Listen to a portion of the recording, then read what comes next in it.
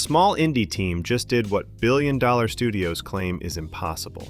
While modern AAA titles launch broken and bloated, Mortal Shell 2 is delivering photorealism and lighting density that puts industry giants to shame.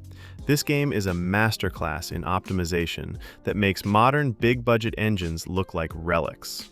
Going into release day, I figured most of the conversation would revolve around the combat, or how it compares to games like Dark Souls and Elden Ring. But that isn't the type of discourse that needs to happen right now. Mortal Shell 2 is a game that shows just how much the Souls-like genre has changed. The easiest place to see said change is within the shell system.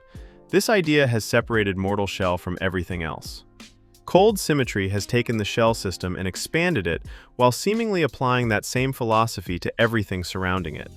It's not a game obsessed with adding things simply because sequels are supposed to be bigger.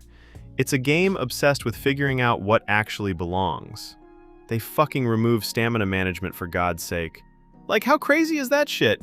Stamina management has been such a fundamental part of Souls-like combat that most developers wouldn't even question whether it should exist, but Cold Symmetry didn't care.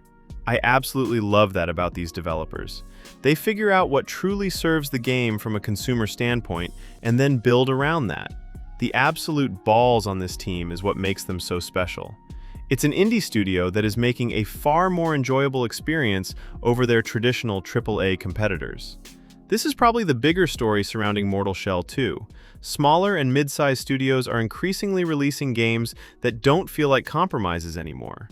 There was a time when buying something outside the AAA space usually meant accepting some obvious trade-offs. Maybe the graphics weren't as good, the animations weren't as polished, the environments were smaller, or the overall presentation just didn't have that expensive feeling you got from the bigger releases.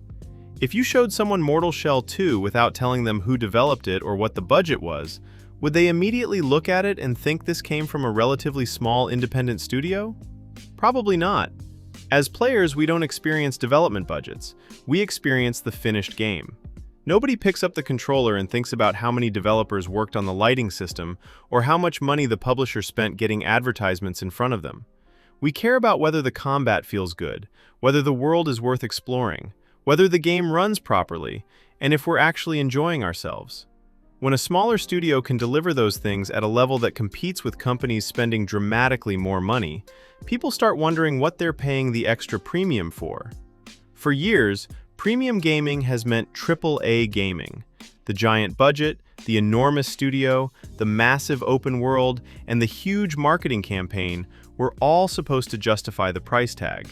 But we're at a point where those things don't translate into a better experience anymore. Sometimes they create the opposite problem. When a game costs an unbelievable amount of money to make, it has to appeal to an unbelievable number of people. And that's when you start seeing games become bloated. They become oversaturated with systems, enormous maps, and endless content because the team involved is terrified of leaving something out. Mortal Shell 2 makes the opposite argument. It's a premium experience that doesn't have to be the biggest experience. It just has to be a purposeful one. This is what ultimately connects all three of these ideas for me. The shell system represents refinement rather than pointless expansion. Cold Symmetry represents this growing class of smaller studios, proving that technical quality and ambition are no longer exclusive to AAA development. And Mortal Shell 2 itself represents a different idea of what we're supposed to expect when we spend our money on a new game. I don't need every Souls-like to give me another gigantic 100-hour world. I don't need every sequel to have twice as many systems, twice as many weapons, and twice as much content just so the developer can tell me it's bigger than the first game. I'd rather have something that understands exactly what it wants to be and executes that idea extremely well. Mortal Shell 2 manages to do this. It isn't just Cold Symmetry making a better sequel. It's a statement about where Souls-likes are heading and what players should start demanding from the studios making them. The next standard for this genre will not have bigger worlds, budgets, or studios. It will have developers who know exactly what they're making and don't waste your time with anything else.